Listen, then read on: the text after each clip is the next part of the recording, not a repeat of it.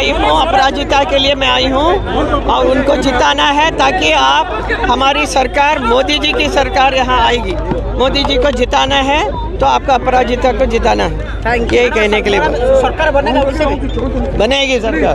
आशीर्वाद समावेश वरेण्य प्रधानमंत्री श्रीयुक्त नरेंद्र मोदी जी तकर जो रही ओडिशा रे परिवर्तन हम केन्द्र को आम 21 सांसद निर्वाचित ये परिवर्तन समावेश आमर बॉलीवुड सुपरस्टार जी होती मथुरार सामान्य सांसद श्रीमती हेमा मालिनी जी आसुच्च से आज संदेश देवे आमर यशस्वी प्रधानमंत्री मोदी सांसद मानू पठातु सहित राज्य में भारतीय जनता पार्टी सरकार गठन से समस्ते संकल्प नेबे जे डबल इंजिन सरकार करने दुईटी पद्म फूल चिन्ह रे भोट देवे यही संदेश देवाई आज श्रीमती हेमा मालिनी जी आम सामान्य सांसद अपराजिता षडंगी भी रे तो निश्चित भाव में डबल इंजिन सरकार हम।